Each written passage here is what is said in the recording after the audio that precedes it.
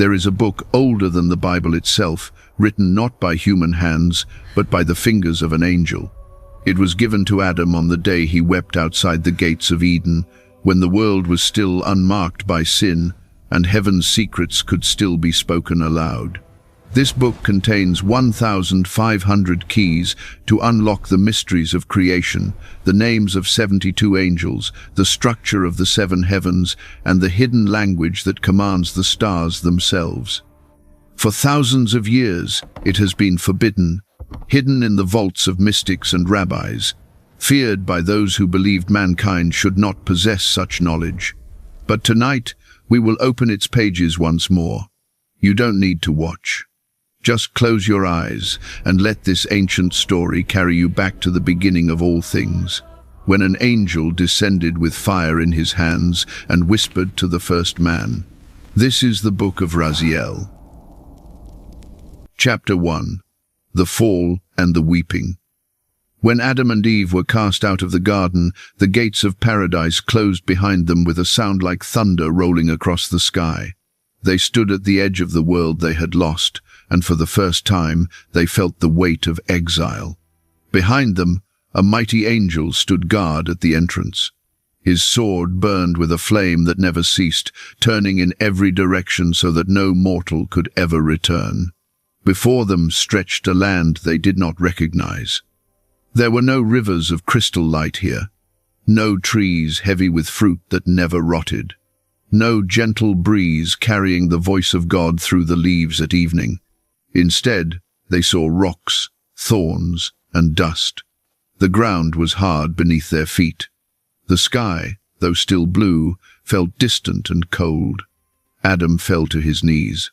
His hands pressed into the dirt, and he wept. Eve stood beside him, her face turned toward the closed gates. Tears ran down her cheeks, but she made no sound. Her heart was too heavy for words. They had known perfect joy. Now they knew only sorrow. They had walked with God in the cool of the day. Now they could not hear his voice. Scripture tells us they were cast out because they ate from the tree of knowledge of good and evil. But what Scripture does not say is this: after they left, they did not stop praying. Every morning, Adam would rise before the sun and turn his face toward the east, toward the place where the garden had been. He would lift his hands to heaven and cry out, "O Lord, do not forget me. Though I have sinned, do not abandon me forever." Eve would kneel beside him, her voice soft but steady. "We were made by your hands. If you turn away from us, we are nothing but dust." Days became weeks. Weeks became months. They learned to find food among the wild plants. They learned to make fire. They learned that the earth would not give its fruit easily, that survival required labor, sweat, and pain. At night, when the stars appeared, Adam would sit in silence and stare up at the heavens. He remembered the angels he had once seen in the garden, beings of light who moved like living flame. He wondered if they still watched over him, or if he had been forgotten.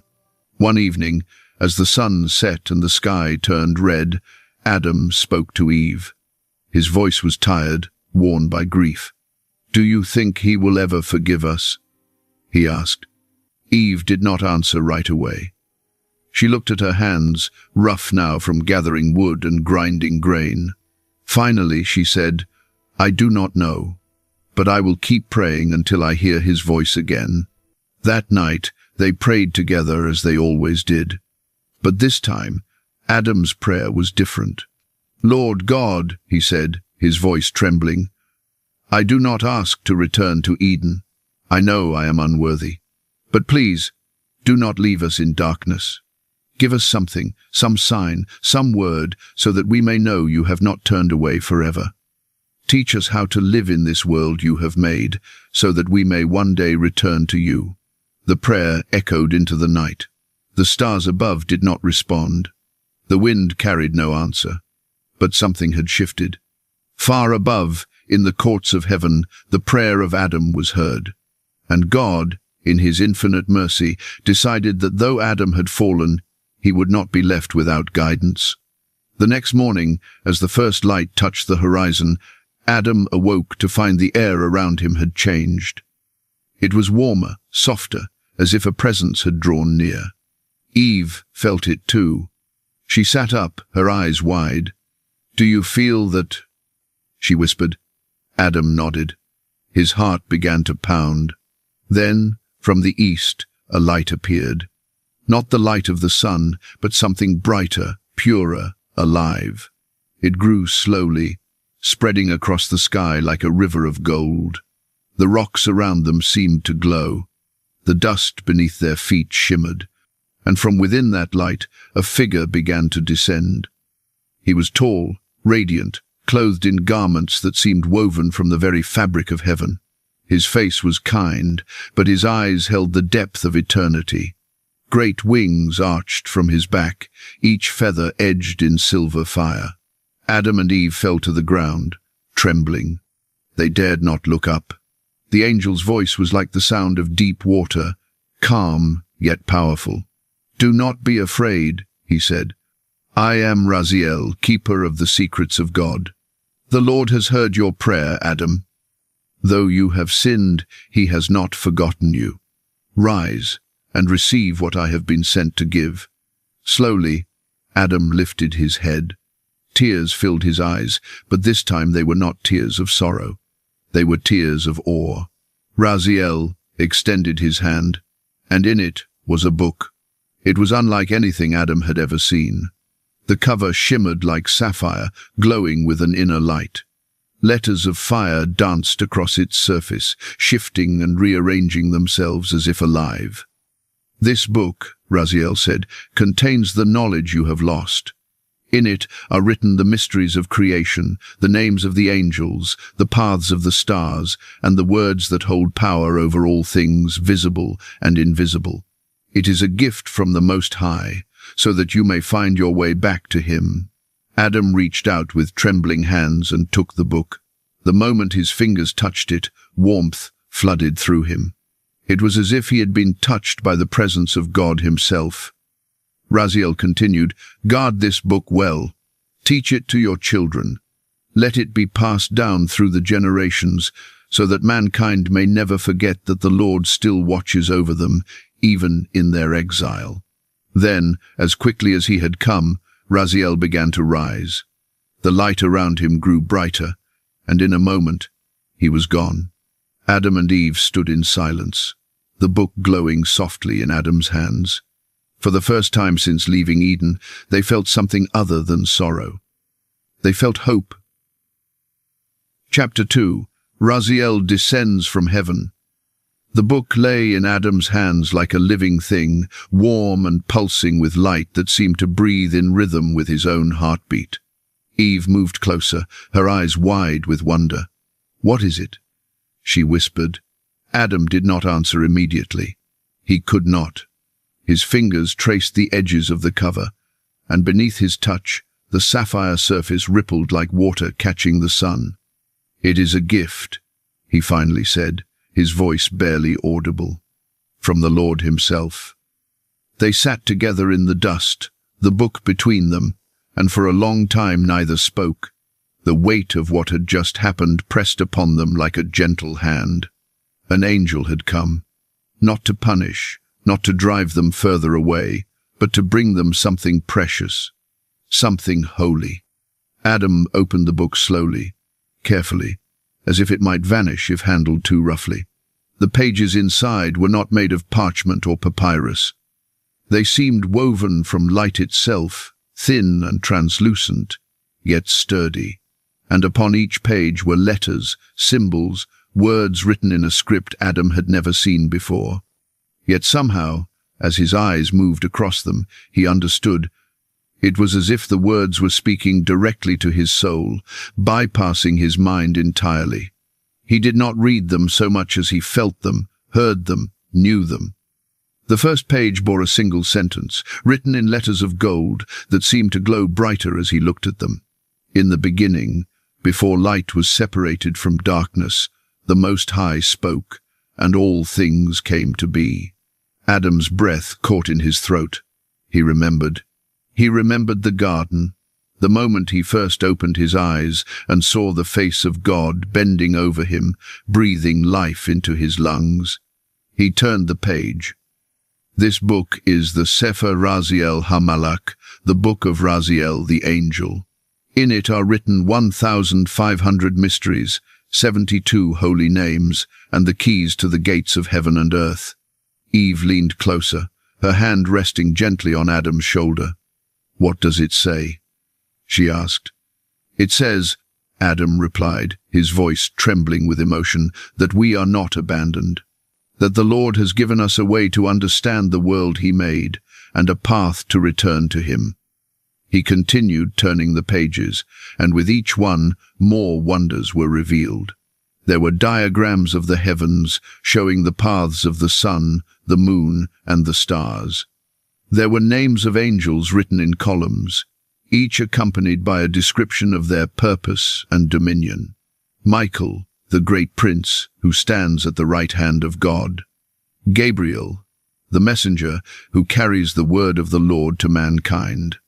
Uriel, the light of God, who guards the gates of Eden. Raphael, the healer, who binds wounds both seen and unseen. And beneath them, rank upon rank, thousands upon thousands of holy beings, each with a name, each with a task given to them by the Creator. Adam read aloud, "There are angels who govern the winds, angels who watch over the rains, angels who tend the growth of every plant, and angels who record every word spoken by the children of men." Eve listened in silence, her heart swelling with awe. She had known there were angels in the garden. She had seen them moving among the trees, their forms shimmering like heat rising from the earth. But she had never known their names, never understood the vastness of their numbers. "We are not alone," she said softly. "Even here, outside the garden, they are still watching." Adam nodded. "Yes, and more than that. This book will teach us how to call upon them, how to ask for their help when we are in need." He turned another page, and his breath stopped. Written in letters of fire were the 72 names of God, each one a key to unlock a different aspect of his infinite power. Some of the names brought healing, others brought protection. Still others opened the mind to wisdom, or calmed the storms of the heart. Adam did not speak the names aloud. He knew instinctively that to do so without understanding, without reverence, would be dangerous. These were not mere words. They were living things, channels through which the power of the Creator flowed into the world. "This is holy," he whispered. "More holy than anything we have touched since leaving Eden." Eve bowed her head. "Then we must guard it well," she said, "as the angel commanded." Adam closed the book gently and held it against his chest. The warmth of it seeped into his skin, into his bones, and he felt, for the first time since the fall, a flicker of the joy he had known in the garden. "We will," he said, "and we will teach it to our children and our children's children, so that they may know the Lord is merciful and that he has not forgotten us." That night, Adam and Eve did not sleep. They sat beneath the stars, the book resting between them, and they spoke of what they had seen. "Why do you think he gave it to us?" Eve asked. "After all we have done, why would he show us such mercy?" Adam thought for a long time before answering. Finally, he said, "Because he loves us. Even in our disobedience, even in our shame, he loves us, and he wants us to find our way back to him." "But how?" Eve asked. "The gates are closed. The sword of the angel bars the way. We can never return to Eden." "No," Adam agreed. "We cannot return to the garden. But perhaps, if we live according to what is written in this book, we can bring a piece of Eden here. We can live in such a way that the Lord will once again walk with us, even in this broken world." Eve reached out and placed her hand over his. "Then that is what we will do," she said. And so, under the light of the stars, with the book of Raziel glowing softly between them, Adam and Eve made a vow. They would not live in despair. They would not curse the ground or rail against the heavens. Instead, they would study the mysteries the Lord had given them. They would learn the names of the angels, the secrets of creation, and the paths that led back to the presence of God. And they would teach their children to do the same. For though they had been cast out of paradise, they had been given something almost as precious. They had been given hope, and they had been given knowledge. And with those two things, Adam believed, they could endure anything. Chapter 3. What was written in the book. In the days that followed, Adam began to study the book of Raziel in earnest. Each morning, he would wake before the sun rose and carry the book to a quiet place among the rocks. There, in the stillness before dawn, he would open its pages and read. Eve would join him when her tasks were done, and together they would pore over the symbols and letters, trying to understand the vast knowledge contained within. The book was not written in a single language. It shifted, adapted, spoke in a tongue that seemed to change depending on who was reading it. To Adam, it appeared in the language of angels, the speech he had heard in the garden when God walked among the trees. To Eve, it came as something softer, gentler, like the voice of a mother teaching her child. But the meaning was always the same. The book of Raziel was divided into many sections, each one revealing a different layer of creation. The first section spoke of the structure of the heavens. Adam read aloud, his voice steady and reverent. There are 7 heavens, one above the other, and each is a dwelling place for the angels of the Most High. He traced the diagrams with his finger, following the lines that showed the arrangement of the celestial realms. The first heaven is called Shamayim, the lowest of the heavens. Here dwell the angels who watch over the winds and the clouds. They guide the rain to fall upon the earth, and they carry the prayers of mankind upward to the throne of God. Eve listened, her eyes following the movement of his hand. "And the others?" she asked. Adam turned the page. The second heaven is called Rakia, the firmament. Here are kept the storehouses of snow and hail, and here dwell the angels who record the deeds of every living soul. He continued reading, his voice growing softer as the mysteries deepened. The third heaven is Shehakim, where the manna of heaven is ground. It is a place of abundance, where the righteous will one day feast in the presence of the Lord. The fourth heaven is Zebul, the dwelling place of the heavenly Jerusalem. Here stands the temple not made by human hands, and here the archangel Michael offers sacrifices before the throne of God. The fifth heaven is Ma'on, where the angels sing without ceasing, their voices rising like smoke from an altar, never silent, never weary. The sixth heaven is Mashon, the treasury of blessings. Here are stored the dew that brings life, the light that sustains the stars, and the mercy that flows down to mankind. And the seventh heaven is Araboth, the highest of all. Here dwells the Most High himself, seated upon a throne of fire and light. Around him stand the seraphim and cherubim, crying out day and night, "Holy, holy, holy is the Lord God Almighty." When Adam finished reading, he closed his eyes and sat in silence. The weight of what he had just learned pressed upon him like a mountain. "We are so small," he whispered. "So very small." Eve reached out and took his hand. "But we are loved," she said. "Even in our smallness, we are loved." The second section of the book spoke of the angels themselves.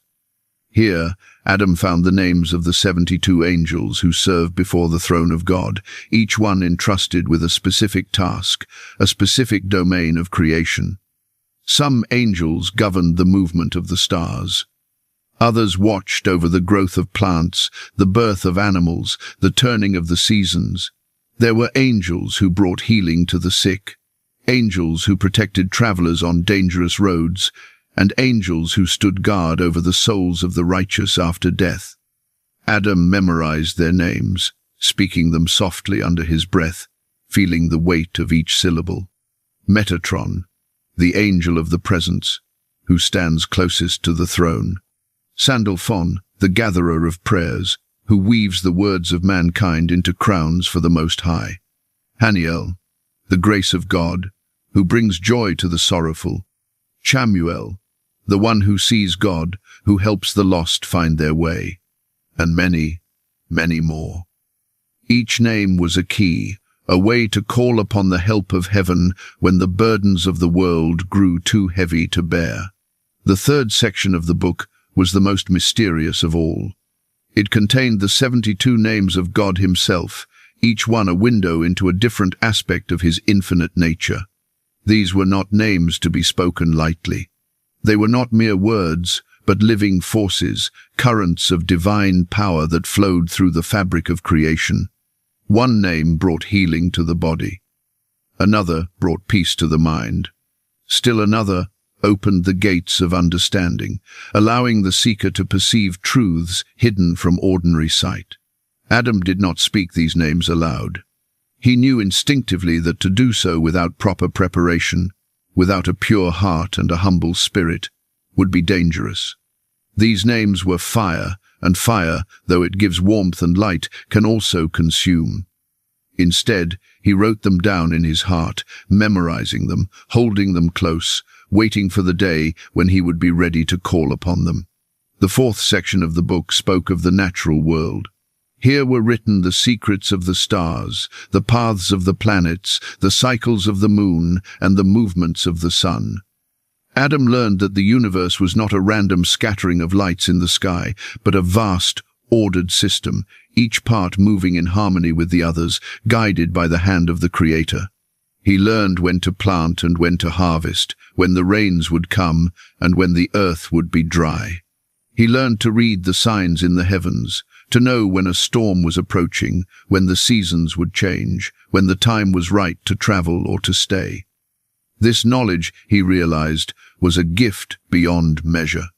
It was the wisdom that would allow him and his descendants to survive in the world outside Eden, to work with the earth rather than against it. The fifth section of the book was the most personal. It taught Adam how to pray. Not the simple prayers of petition he had offered before, but deep, powerful prayers that opened the gates of heaven and allowed the presence of God to descend upon the earth. There were prayers for protection, prayers for healing, prayers for wisdom, and prayers for forgiveness.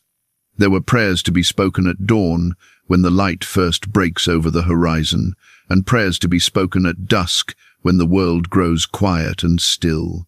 And there were prayers for the moments of greatest need, when the soul cries out in desperation and only the mercy of God can answer. Adam practiced these prayers every day. He spoke them over his children, over his wife, over the land they tilled and the animals they tended.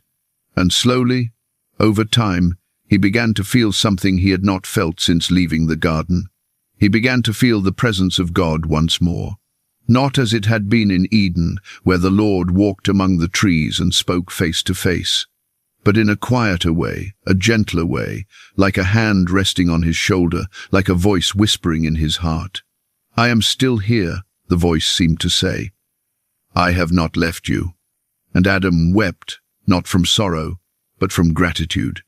One evening, as the sun set and the sky turned red, Adam closed the book of Raziel and held it against his chest. Eve sat beside him, her hand resting on his arm. "What are you thinking?" she asked. Adam was silent for a long moment. Then he said, "I am thinking that we have been given a great treasure. Not gold or silver, not power or glory, but something far more valuable. We have been given the knowledge of how to walk with God again, even in this broken world." Eve nodded. "And what will we do with it?" "We will live by it," Adam said, "and we will teach it to our children, so that they, and their children, and all who come after them, may know that the Lord has not abandoned mankind, that he is still watching, still listening, still calling us back to him.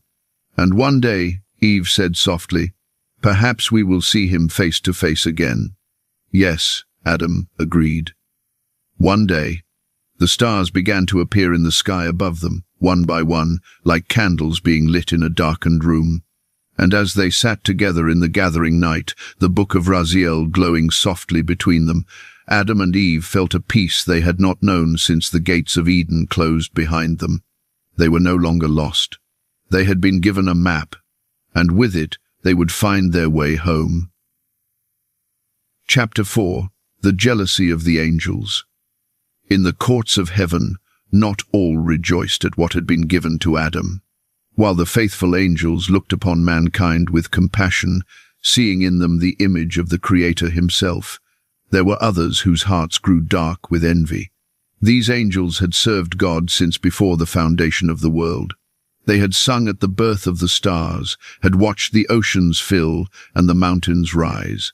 They had never sinned, never faltered, never turned away from the light. And yet, to Adam, a creature made of dust, the Lord had given the book of Raziel. In the highest heaven, where the seraphim circle the throne in endless worship, a whisper began to spread. Why should a mortal possess such knowledge? One angel said to another. He was cast out for disobedience, said a third. He broke the only command given to him, and now he is rewarded with the secrets of creation. It is not just, said another. We have never sinned, and yet we do not possess what he has been given. The discontent grew like a shadow creeping across the floor of heaven. It was not rebellion, not yet, but it was the seed from which rebellion could grow. One angel, whose name is not recorded in the book of Raziel, spoke louder than the rest. If Adam is to have this knowledge, let him prove he is worthy. Let him show that he can guard it as we guard the gates of heaven. For if he cannot, then it should be taken from him and returned to its rightful place. The others murmured in agreement.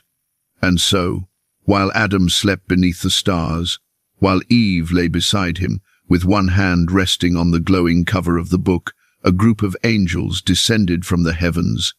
They moved in silence, swift as thought, their wings folding around them like cloaks of night. When they reached the place where Adam and Eve lay sleeping, they paused. The book of Raziel rested between the two humans, its light dim now, pulsing gently like a sleeping heartbeat. One of the angels reached out, his fingers trembling with both desire and shame. "This does not belong to him," he whispered. "It belongs to heaven." And with that, he lifted the book from its place. The moment his hands touched it, the light within flared, and a heat like fire shot through his fingers. He cried out, nearly dropping it, but he held on, his jaw clenched in determination. Quickly, he hissed to the others. Before they wake, the angels rose into the air, the book of Raziel clutched tightly in their hands, and they flew toward the edge of the world, where the great ocean stretched out like a sheet of glass beneath the moon. "Cast it into the deep," one of them said. "Let the waters swallow it. If Adam is meant to have it, let him prove his worth by finding it again." And so, with a final glance at the sleeping figures far below, they released the book. It fell through the night air, tumbling end over end, its light flickering like a dying star. Then, with a sound like thunder muffled by distance, it struck the surface of the ocean and sank beneath the waves. The angels turned and fled back toward heaven, their hearts heavy with what they had done. But they did not go unnoticed. In the throne room of the Most High, where all things are seen and all things are known, the Lord watched. His face showed neither anger nor surprise. He had known this would happen. He had seen it before the angels ever descended, before the thought ever formed in their hearts. And he had already prepared his response. He called upon Rahab, one of the great angels who governs the depths of the sea, the keeper of the waters, and all that dwells within them. "Go," the Lord said, his voice like the sound of many waters. "Retrieve what has been cast into the deep. Return it to Adam, for it was given to him by my command, and no envy of heaven shall take it from him." Rahab bowed low, his face to the ground. "It will be done, my lord." And so, while Adam and Eve slept, while the jealous angels returned to their places in shame, Rahab descended into the ocean. The waters parted before him, the fish and creatures of the deep scattering in reverence as he passed. Down, down, down he went, into the cold darkness where no light ever reaches. And there, resting upon the ocean floor, half buried in the sand, was the book of Raziel, still glowing faintly, as if waiting to be found. Rahab lifted it gently, cradling it in his hands like a newborn child. "You were cast away by envy," he said softly, "but you will be returned by mercy." He rose through the waters, swift as lightning, and carried the book back to the place where Adam and Eve lay sleeping. When Adam woke the next morning, the sun was just beginning to rise. He stretched, yawned, and turned to reach for the book. His hand found only empty ground. His heart seized in his chest. "Eve," he cried, shaking her awake. "The book! It's gone!" Eve sat up, her eyes wide with panic. "What? How?" Adam stood, spinning in every direction, searching the rocks, the ground, the shadows. But the book was nowhere to be seen. "No," he whispered, his voice breaking. "No, please, not this. Not after everything." He fell to his knees, his hands clutching the dirt. "Lord, where is it? What have I done wrong? Have I not guarded it as you commanded?" And then, from the east, a light appeared. It was not the golden light of Raziel, but a softer, deeper light, like the color of the ocean at dawn. Adam and Eve turned, shielding their eyes. From the light stepped Rahab, tall and solemn, with the book of Raziel held carefully in his hands. "Do not fear, Adam," Rahab said, his voice gentle. "The book was taken from you, but not by your fault. There are those in heaven who envied what you were given, and they cast it into the sea. But the Lord sent me to retrieve it, for he does not take back what he has freely given." Adam's breath caught in his throat. Tears streamed down his face as he reached out with trembling hands. Rahab placed the book into his arms. "Guard it well," he said. "Not all angels rejoice in your redemption, but the Lord does, and his will is greater than the envy of heaven." Adam clutched the book to his chest, his whole body shaking with relief. "Thank you," he whispered. "Thank you." Rahab bowed his head. "Thank the Lord, not me. I am only his servant." And with that, the angel rose back into the light and vanished. Eve came to Adam's side and wrapped her arms around him. "It is back," she said, her voice filled with wonder. "He gave it back to us." Adam nodded, unable to speak. He looked down at the book in his hands, at the letters of fire still glowing softly on its cover, and he understood something he had not fully grasped before. This book was not just a gift. It was a covenant. A promise that no matter how far mankind fell, no matter how great their sin or how deep their exile, the Lord would never stop reaching for them. Even when the angels themselves turned away, God did not. And that knowledge, more than any secret contained in the pages of the book, filled Adam's heart with a peace that would never leave him. Chapter 5. Adam teaches Enoch. The years passed, and the world outside Eden began to fill with life. Adam and Eve had children. First came Cain and Abel, and after the tragedy that took Abel's life and sent Cain into exile, there came Seth, the son born in the image and likeness of his father. Seth was different from his brothers. He was gentle, thoughtful, and from a young age he showed a deep reverence for the Lord. Adam saw in Seth the same spirit he had known in the garden before the fall. And so, when Seth grew old enough to understand, Adam began to teach him the secrets of the book of Raziel. They would sit together under the open sky, the book resting between them, its pages glowing softly in the fading light of evening. "My son," Adam would say, his voice heavy with the weight of years, "what I am about to teach you is not merely knowledge. It is a sacred trust, passed down from the hand of God himself. You must guard it, protect it, and one day pass it on to your own children."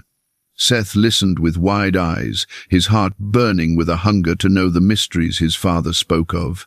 Adam taught him the names of the angels, the structure of the heavens, the prayers that opened the gates of mercy, and the 72 names of God that held the keys to creation. "Why do we have this?" Seth asked one evening.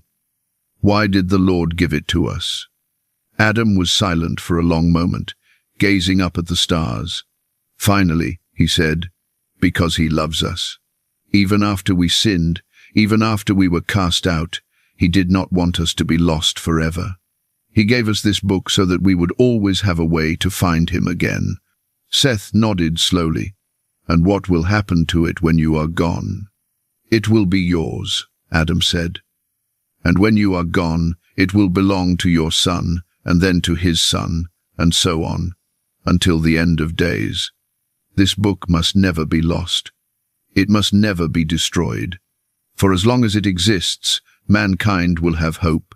From Seth, the book was passed to his son Enosh, and from Enosh to Kenan, and from Kenan to Mahalalel, and from Mahalalel to Jared.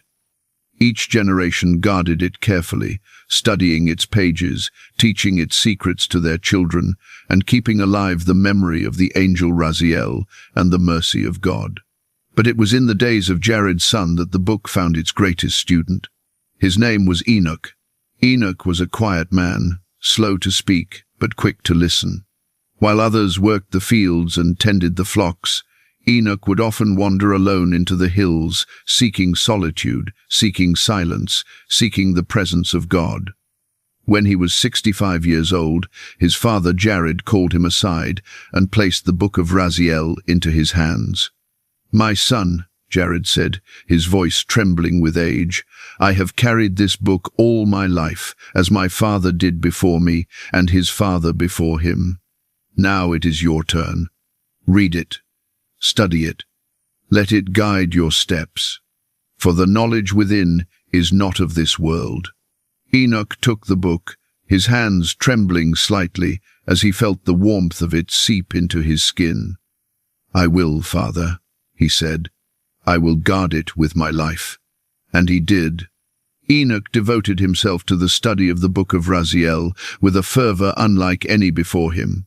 He read it in the morning, at noon, at evening, and late into the night. He memorized the names of the angels, the prayers, the 72 names of God. But more than that, he began to understand. Where others saw symbols and letters, Enoch saw the living structure of creation. He saw how the words on the page corresponded to the movement of the stars, the turning of the seasons, the rise and fall of the tides. He began to see the hand of God in everything. One night, as he sat alone on a hilltop with the book open before him, the sky above him began to change. The stars grew brighter, sharper, as if they were drawing closer. The air around him grew warm, and a scent like incense filled his lungs. And then, from the east, a light appeared. It was not the light of the moon, nor the light of the sun.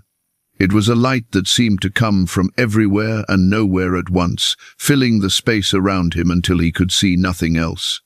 Enoch fell to his knees, his heart pounding in his chest. From within the light, a voice spoke. It was not loud, but it was unmistakable, clear and strong, like the sound of a great bell ringing in the silence. "Enoch." He lifted his head, his eyes wide. "Yes, Lord. You have studied the book I gave to your father Adam. You have learned its secrets, guarded its mysteries, and walked in righteousness before me. Now I will show you what is written beyond its pages. I will take you to the places the book describes. You will see with your own eyes the 7 heavens, the throne of my glory, and the angels who serve me day and night." Enoch's breath caught in his throat. "Lord, I am not worthy." "None are worthy," the voice replied. "But I have chosen you. Rise and come." And so, in that moment, Enoch was lifted from the earth. He felt no weight, no resistance, only a sensation of rising, of ascending, as if he were being carried on invisible wings. The hills below grew smaller, the earth itself shrinking, until it was no more than a blue and green jewel suspended in the darkness of space. Higher and higher he rose, through the clouds, through the sky, through the very fabric of the heavens themselves. And as he ascended, he saw them, the angels, thousands upon thousands of them, moving in perfect harmony, their wings like flames of fire, their faces shining like the sun. Some carried scrolls, recording the deeds of mankind. Others bore trumpets, ready to sound at the command of God. Still others moved among the stars, guiding their paths, keeping the order of creation intact. Enoch wept at the beauty of it. He was taken through the first heaven, where the winds and clouds are kept. He saw the storehouses of rain, the chambers of snow, the vaults where lightning is held until it is needed. He was taken through the second heaven, where the angels who record the deeds of men dwell. He saw the great books, each one filled with names, each name corresponding to a soul, each soul weighed and measured by the hand of God. He was taken through the third heaven, where the garden of righteousness grows. He saw trees bearing fruit that never withers, rivers flowing with water that never runs dry, and the souls of the righteous resting in peace, waiting for the day of resurrection. He was taken through the fourth heaven, where the sun and moon are housed. He saw the chariots of light that carry them across the sky, and the angels who guide their paths. He was taken through the fifth heaven, where the angels sing without ceasing, their voices rising like incense before the throne of God. He was taken through the sixth heaven, where the angels of judgment dwell, and where the fate of nations is decided. And finally, he was taken to the seventh heaven, the highest of all, where the throne of God himself stands. Enoch could not look upon it directly. The light was too bright, the glory too overwhelming. He fell to his face, trembling, unable to speak. But the voice spoke to him again, gentle and kind. Enoch, rise. Do not fear. You have walked with me on earth. Now you will walk with me in heaven. And when your time comes, you will not taste death, for I will take you to myself, as I have taken you now. And Enoch understood. He would not die like other men. He would be taken, as Elijah would one day be taken, as the book of Raziel promised those who walk in righteousness could be taken. When he returned to the earth, 365 years had passed since his birth. He gathered his children, his grandchildren, and all who would listen, and he taught them everything he had seen. He taught them about the seven heavens, the angels, the throne of God, and the mysteries that lay beyond the pages of the book of Raziel. And when he was done, he entrusted the book to his son Methuselah, and said, Guard this well, for though I will soon be taken from this world, the book must remain.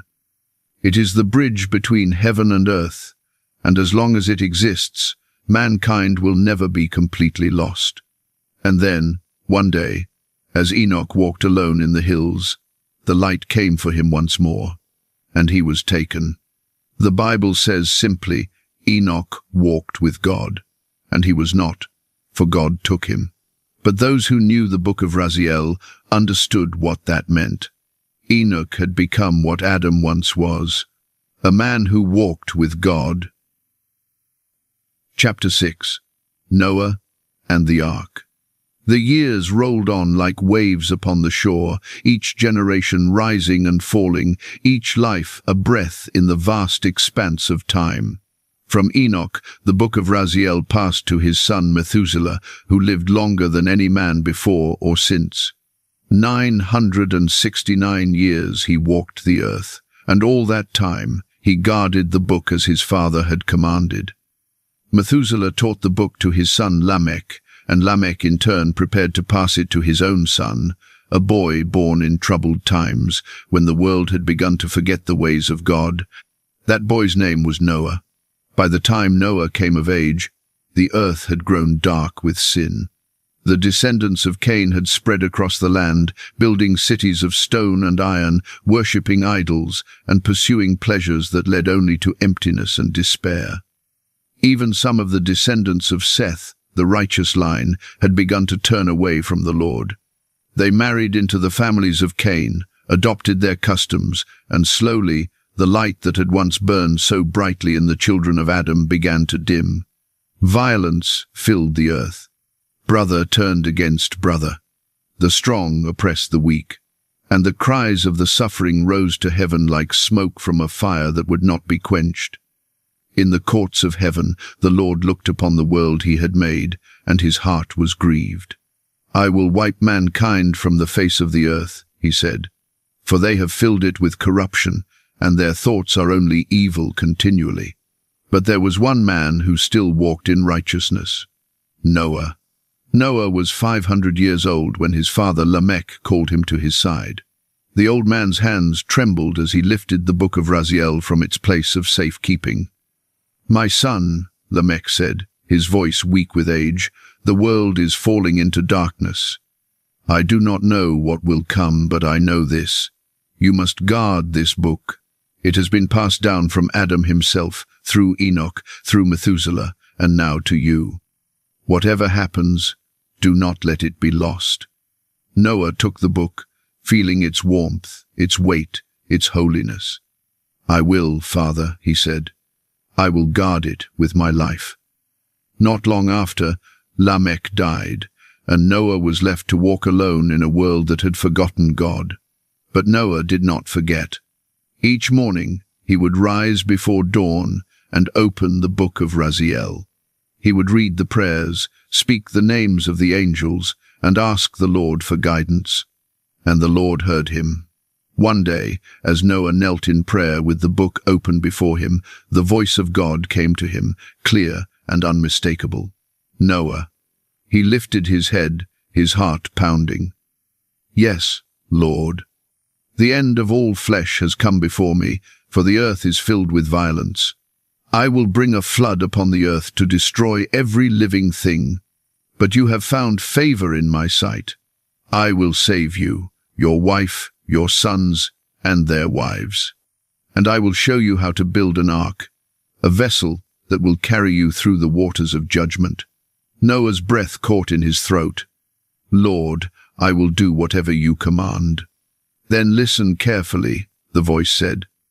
"Open the book of Raziel. The knowledge you need is already written there." Noah turned the pages with trembling hands, and there, in letters of gold, he found it. Diagrams, measurements, instructions. The book showed him how to build a vessel unlike anything the world had ever seen. It was to be 300 cubits long, 50 cubits wide, and 30 cubits high. It was to have 3 decks, a door in its side, and a window at the top. The wood was to be gopher wood, sealed with pitch inside and out to keep the water from seeping through. And most importantly, the book told him how to call upon the angels for help. When the work grows too heavy, the letters read, "Speak the name of the angel who governs strength, and he will send aid." When you do not know which materials to use, speak the name of the angel who governs wisdom, and he will guide your hand. Noah did as the book instructed. He began to build. For 120 years he labored. He cut down trees, shaped planks, hammered pegs, and sealed every crack with pitch. His sons, Shem, Ham, and Japheth, worked alongside him, though they did not always understand why. The people of the world mocked him. "Why are you building a boat in the middle of dry land?" They would shout, "There is no water here, old man. Have you lost your mind?" But Noah did not answer them. He simply kept working, his hands rough and calloused, his back bent from years of labor. And every night, when the work was done, he would return to the book of Raziel, reading its pages by the light of a small fire, asking the Lord for strength to continue. The book sustained him. When he grew weary, he would read the prayers for endurance, and new strength would flow into his limbs. When he doubted, he would read the promises of God, and peace would settle over his heart like a warm blanket. And when the darkness of the world pressed in too close, threatening to crush him, he would read the names of the angels, and he would feel their presence around him, invisible but real, guarding him, protecting him, keeping him safe. Finally, after 120 years, the ark was complete. It stood like a great mountain of wood, towering over the landscape, its shadow stretching across the ground like the hand of God. Noah stood before it, his face lined with age, his hair white as snow, and he wept. "It is finished, Lord," he whispered. "Now what would you have me do?" The voice came again, gentle and firm. "Gather the animals, 2 of every kind, male and female. Gather food for them and for yourself. And when all is ready, enter the ark with your family. For in 7 days I will send rain upon the earth for 40 days and 40 nights, and every living thing that I have made I will blot out from the face of the ground." Noah obeyed. He called the animals, and they came, drawn by a power they could not understand. Lions walked beside lambs. Wolves stood peacefully next to sheep. Birds of every color filled the air, and creatures great and small entered the ark 2 by 2. Noah's family gathered food, stacking it in the storerooms, filling every available space with grain, dried fruit, and water. And when everything was ready, Noah took the book of Raziel and placed it in a special chamber at the heart of the ark, wrapped in cloth, protected from the rain and the chaos that was to come. Then he and his family entered, and the Lord shut the door behind them. For 7 days they waited in silence. Then, on the 7th day, the sky grew dark. The rain began. At first, it was a gentle patter, like the sound of fingers tapping on wood. But it grew stronger, louder, until it was a roar, a torrent, a deluge unlike anything the world had ever seen. The fountains of the great deep burst open, and water shot up from beneath the earth. The windows of heaven opened, and rain poured down in sheets so thick that Noah could not see his hand in front of his face. Outside the ark, the people who had mocked him began to scream. They ran to the mountains, clawing at the rocks, trying to climb higher, but the water rose faster than they could run. Inside the ark, Noah and his family knelt in prayer, their voices shaking as they called upon the Lord for protection. And then, something extraordinary happened. The book of Raziel began to glow. At first, it was a faint light, barely visible through the cloth that covered it. But as the storm outside grew fiercer, the light grew brighter. It filled the chamber where the book lay. It spilled out into the hallways, into the rooms where the animals huddled together, into every corner of the ark. And wherever the light touched, there was peace. The animals stopped trembling. The children stopped crying. Even the sound of the rain seemed to soften, as if the very presence of the book was a shield against the chaos outside. Noah stood in the center of the ark, tears streaming down his face, and he understood. The book was not just knowledge. It was protection. It was the presence of God himself, dwelling among them, keeping them safe in the midst of judgment. For 40 days and 40 nights, the rain fell. The waters rose until they covered the highest mountains, until every living thing on the face of the earth was destroyed. But the ark floated, safe and secure, guided by the hand of God and the light of the book of Raziel. When the rain finally stopped and the waters began to recede, Noah opened the window of the ark and sent out a dove. The dove returned with an olive branch in its beak, and Noah knew that the earth was ready to receive them once more. When they finally stepped out of the ark onto dry ground, Noah's first act was to build an altar to the Lord. He offered sacrifices of thanksgiving, and the Lord smelled the pleasing aroma and promised never again to destroy the earth with a flood. Then Noah returned to the ark and retrieved the book of Raziel. He held it up to the sky, the sun glinting off its sapphire cover, and he said, "Lord, you gave this book to Adam. It was passed to Enoch, to Methuselah, to my father, and to me. Through it you saved my life and the lives of my family. Now I will pass it to my children, so that they may never forget your mercy." And he did. From Noah, the book was passed to Shem, and from Shem it continued its journey through the generations, a living testimony to the faithfulness of God. But the book did not remain with Shem's descendants forever. For there was one man, many generations later, who would seek the book of Raziel with a hunger unlike any before him. A man who desired not just knowledge, but power. His name was Solomon. Chapter 7. Solomon's Magic Ring. Many centuries after the flood, when the children of Noah had spread across the earth and filled it once more with cities and nations, there arose in the land of Israel a king unlike any before him. His name was Solomon, son of David, chosen by God to sit upon the throne of Israel and to build the temple of the Lord in Jerusalem. Solomon was blessed with wisdom beyond measure. When he was still young, the Lord appeared to him in a dream and said, "Ask what you wish, and I will give it to you." Solomon did not ask for riches, nor for long life, nor for the defeat of his enemies. Instead, he said, "Lord, give me a wise and discerning heart, that I may judge your people with justice and know the difference between good and evil."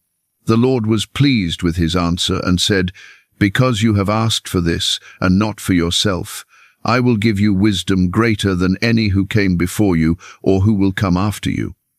And I will also give you what you did not ask for, riches, honor, and a long life, if you walk in my ways."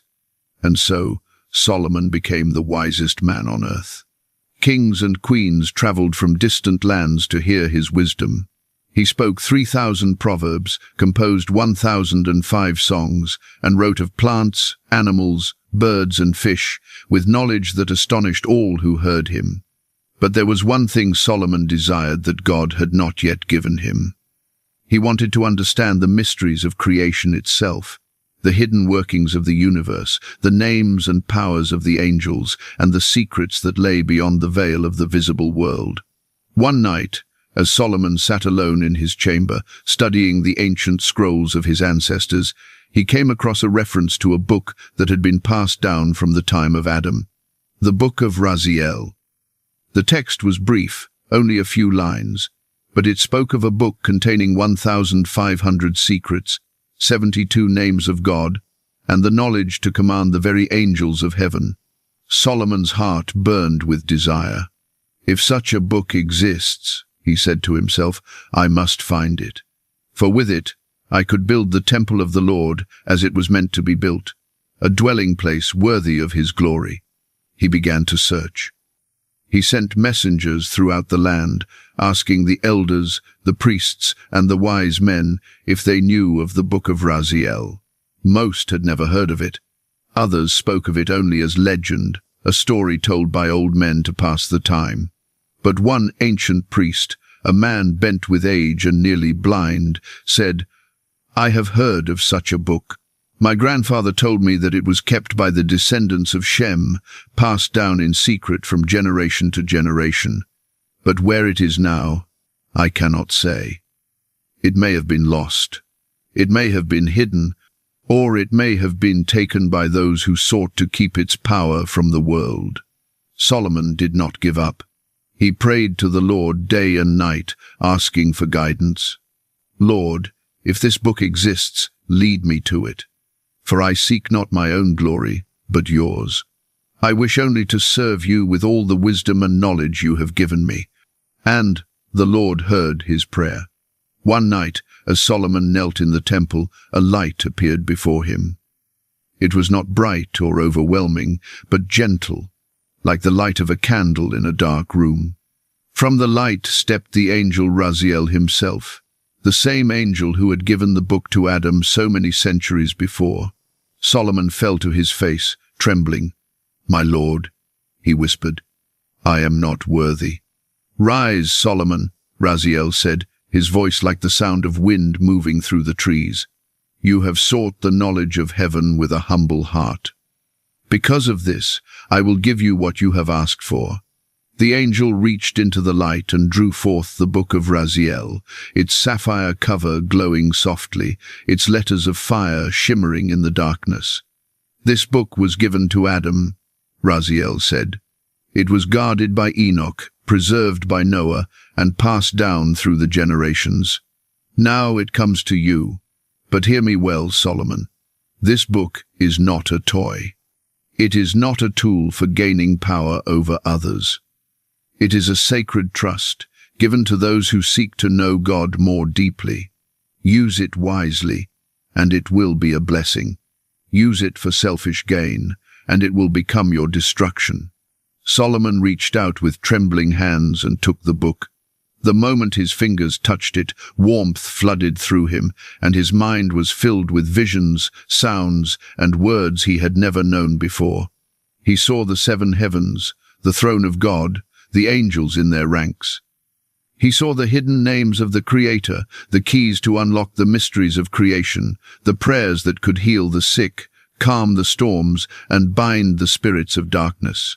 "Thank you," Solomon whispered, tears streaming down his face. "I will guard it with my life." Raziel nodded. "Remember my warning, Solomon.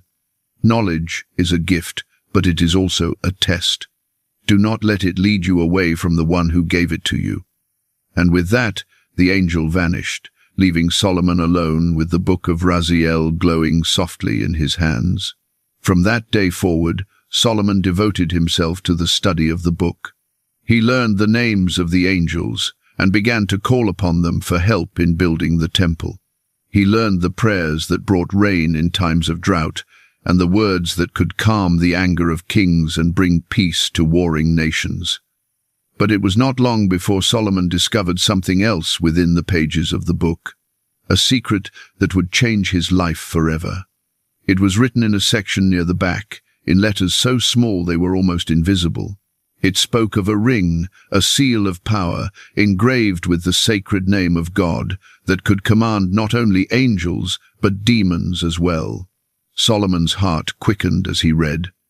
"With this seal," the text said, "the bearer may bind the spirits of darkness, command them to do his will, and prevent them from causing harm to the children of men. But beware, those who use this power without righteousness will be consumed by it." Solomon thought long and hard about this. He knew that demons roamed the earth, tormenting the innocent, spreading lies, and leading people away from God. If he could bind them, command them, perhaps he could rid the world of their influence and build a kingdom of peace. And so, following the instructions in the book of Raziel, Solomon crafted a ring. It was made of brass and iron, engraved with the tetragrammaton, the 4-letter name of God, too holy to be spoken aloud. Around the edges were inscribed the names of the 4 archangels, Michael, Gabriel, Raphael, and Uriel. When the ring was complete, Solomon placed it upon his finger, and immediately he felt a surge of power course through him. It was unlike anything he had ever felt before. It was not his own strength, but the strength of heaven itself, flowing through the ring, making him a channel for the will of God. That very night, Solomon used the ring for the first time. A demon had been tormenting the workers who were building the temple, causing tools to break, stones to fall, and men to grow sick with mysterious illnesses. Solomon stood before the construction site, raised his hand, and spoke the name of God that was engraved upon the ring. "By the power of the Most High, I command you to appear." The air shimmered, and a dark form materialized before him. It was a demon, twisted and hideous, its eyes burning with hatred. "Who dares summon me?" it snarled. "I am Solomon, king of Israel, servant of the Most High God. By the authority of this seal, I command you to cease your torment and to serve in the building of the temple." The demon shrieked, writhing in pain as the power of the ring bound it. "No, I will not serve. I am free to do as I please." "You were free," Solomon said, his voice calm and firm. "But now you are bound. You will carry stones, you will lift beams, and you will do whatever work is required until the temple is complete. And when it is finished, you will be cast into the abyss, where you will trouble mankind no more." The demon had no choice. The power of the ring was absolute. And so it was that Solomon, with the help of the book of Raziel and the ring of power, commanded demons to assist in the building of the temple. They worked day and night, invisible to the eyes of men, lifting stones that would have taken 100 men to move, carving pillars with precision that no human hand could match. The temple rose swiftly, more magnificent than any structure the world had ever seen. Its walls were covered in gold, its floors paved with marble, and its inner sanctum, the Holy of Holies, was a place of such beauty and holiness that even the angels wept when they looked upon it. But Solomon's use of the ring did not end there. He began to summon demons not just to work, but to answer questions. He wanted to know their names, their powers, their origins. He wanted to understand the nature of evil itself. And the demons, bound by the power of the ring, had no choice but to answer. One by one, Solomon recorded their names in a scroll. Asmodeus, the demon of lust. Belial, the demon of wickedness. Beelzebub, the lord of the flies. And many, many more. He learned how they tempted mankind, how they spread lies, how they entered into the hearts of the weak and turned them away from God. And he used that knowledge to protect his people, to cast out demons from the afflicted, and to guard the kingdom of Israel from spiritual attack. For many years, Solomon walked in wisdom, using the book of Raziel and the ring of power for the glory of God. But as time passed, something began to change. Solomon's heart, once humble and pure, began to grow proud. He began to take pleasure in his power, to delight in the fact that even the demons trembled before him. He married many wives, princesses from foreign lands, and they brought with them their idols and their gods. And slowly, imperceptibly, Solomon began to turn away from the Lord who had given him everything. The book of Raziel, once his greatest treasure, was set aside, forgotten in the depths of his palace. The ring, once a tool of righteousness, became a symbol of his pride. And the Lord, who had blessed Solomon with wisdom beyond measure, looked upon him with sorrow. "Solomon," he said, though Solomon no longer listened, "you were given much, and much was expected of you. But you have turned your heart away from me. Because of this, your kingdom will be torn from you and given to another." Solomon lived to be an old man, but his final years were filled with regret. He wrote the book of Ecclesiastes, a lament over the emptiness of a life lived apart from God. "Vanity of vanities," he wrote, "all is vanity. I have seen everything under the sun, and behold, it is all meaningless, a chasing after the wind." When Solomon died, the book of Raziel was lost once more, hidden away, waiting for the day when it would be found again by someone worthy to bear its weight. The ring, too, vanished from history, though legends say it still exists, waiting for one who will use it not for power, but for righteousness. And so ended the age of Solomon, a man blessed with the greatest wisdom the world had ever known, yet brought low by the very gift that had made him great. Chapter 8. The 72 Names of God. After the death of Solomon, the book of Raziel vanished from the eyes of kings and prophets. Some say it was hidden in the secret vaults beneath the temple. Others claim it was carried away by the righteous before the Babylonians destroyed Jerusalem. Still others believe it was taken up into heaven, preserved until the time when mankind would be ready to receive it once more. But the knowledge contained within the book did not disappear entirely. Fragments remained. Pieces of its wisdom were copied by scribes, whispered by mystics, and passed down through generations of teachers who devoted their lives to seeking the mysteries of the divine. And among all the secrets contained in the book of Raziel, none was more powerful, more sacred, or more closely guarded than the 72 names of God. These were not names as we understand them. They were not labels or titles, not words spoken casually in prayer or praise. They were keys. Each name was a gateway, a channel through which the infinite power of the Creator flowed into the finite world. Each name corresponded to a different aspect of God's nature, a different expression of His will, a different force that upheld and sustained creation. To speak one of these names with intention and purity of heart was to open a door between heaven and earth, to invite the presence of God himself into a specific moment, a specific need, a specific act of faith. But to speak them carelessly, to use them for selfish gain or with an impure heart, was to invite destruction. The 72 names were hidden within a single passage of Scripture, encoded in the book of Exodus, in the account of the parting of the Red Sea. There are 3 verses, each containing 72 Hebrew letters. When these verses are arranged in a specific pattern, overlapping and interlocking like the threads of a tapestry, they form 72 triplets, each one a name of God. For centuries, only the most learned rabbis and mystics knew how to extract these names from the text, and even among them, only a few dared to speak them aloud. One such mystic was Rabbi Akiva, who lived in the land of Israel during the time of the Roman occupation, nearly 100 years after the birth of Christ. Rabbi Akiva was not born into a family of scholars. He was a shepherd, unlearned and illiterate, until the age of 40. But his wife, Raziel, saw something in him that others did not. She believed he could become great, if only he would devote himself to the study of the Torah. And so, at 40 years old, Akiva began to learn. He sat with children in the schoolhouse, learning the alphabet, learning to read, learning to write. The other students mocked him, but he did not give up. He studied day and night, year after year, until he became one of the greatest scholars in all of Israel.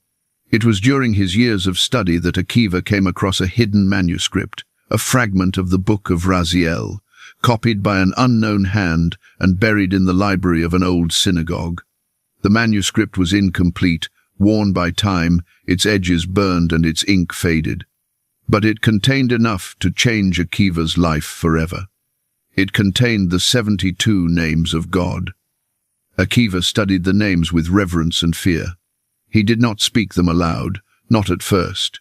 He knew that these were not ordinary words, that they carried within them a power beyond human comprehension. But he also knew that they were not meant to be hidden forever. They were given to mankind for a reason. They were meant to be used, to be called upon in times of great need, when the heart cried out to God and no other help could suffice. And so, one night, when a plague swept through his village, when children lay dying and mothers wept over empty cradles, Akiva opened the manuscript and chose one of the 72 names. It was the name associated with healing, with restoration, with the divine power that knits together what has been torn apart. He did not speak it loudly. He whispered it, his voice barely audible, his heart trembling with both hope and fear. And as the name left his lips, something shifted. The air in the room grew warmer. The oppressive weight of sickness seemed to lift, as if a window had been opened and fresh air was pouring in. The child who had been on the edge of death stirred, opened her eyes, and sat up. Her mother gasped, falling to her knees, tears streaming down her face. "She is healed. She is healed." Akiva said nothing. He closed the manuscript, his hands shaking, and walked out into the night. He knew what he had done. He had touched the power of God himself, and it had answered. But he also knew the danger. This was not a power to be used lightly, not a tool to be wielded for personal gain or glory. It was a sacred trust, and it required a pure heart, a humble spirit, and a deep reverence for the one whose name had been spoken. From that day forward, Akiva devoted himself to teaching others about the 72 names, but he did so with great caution. He would only teach those who had proven themselves righteous, who had spent years in study and prayer, who had demonstrated that they sought not their own glory, but the glory of God. And even then, he taught sparingly, revealing only what was necessary, holding back the deeper mysteries until the student was ready. One of his students once asked him, "Rabbi, why do you guard these names so closely? Are they not meant to be shared with all of Israel?" Akiva looked at him with sad eyes. "My son," he said, "the names are meant to be shared, yes, but not with everyone and not all at once. For the power they contain is like fire. In the hands of the righteous it brings warmth and light. but in the hands of the proud or the foolish, it brings only destruction." He paused, choosing his words carefully. The book of Raziel teaches us that knowledge without wisdom is a curse, not a blessing, and wisdom without humility is arrogance. These names are not tools to command God. They are prayers, channels through which we invite His presence into our lives. And that invitation must always come from a place of reverence and love, never from a place of demand or entitlement. The student bowed his head, understanding. The 72 names of God are not all the same. Each one serves a different purpose, addresses a different need, opens a different door. Some of the names bring healing to the body, soothing pain, mending wounds, restoring strength. Others bring peace to the mind, quieting the storms of anxiety, lifting the fog of despair, and filling the soul with a calm that surpasses understanding. Still others bring protection, creating a shield around the one who speaks them, guarding against harm both seen and unseen. There are names that open the gates of wisdom, allowing the seeker to perceive truths hidden from ordinary sight, to understand the deeper meanings of Scripture, and to see the hand of God at work in the world. There are names that bring prosperity, not in the sense of greed or material excess, but in the sense of blessing, of abundance, of having enough to share with others. There are names that restore relationships, healing the wounds between husband and wife, parent and child, friend and friend. There are names that break the chains of addiction, freeing the soul from the grip of harmful desires and restoring the will to choose what is good. There are names that calm the storms of nature, that bring rain in times of drought, that still the waves when the sea grows violent. And there are names that open the heart to receive the love of God, to feel His presence in a way that words cannot describe, to know beyond all doubt that He is real, that He is near, and that He cares. But the most important thing to understand about the 72 names is this: they are not magic spells. They do not work automatically, like pushing a button or reciting a formula. They work only when the heart of the one speaking them is aligned with the heart of God. They work only when the intention is pure, when the motive is love, when the desire is not for personal gain but for the good of others and the glory of the Creator. To speak one of the 72 names without humility is to speak into the void. The words may be pronounced correctly, the letters arranged perfectly, but nothing will happen, for God does not respond to the proud. But to speak one of the names with a humble heart, with faith, with trust in the goodness and mercy of the Lord, is to open a floodgate. Heaven responds, angels move. The power of the Almighty flows into the world like a river breaking through a dam, bringing with it healing, restoration, and hope. In the centuries after Rabbi Akiva, the study of the 72 names continued in secret, passed down through the tradition known as Kabbalah, the mystical branch of Jewish wisdom.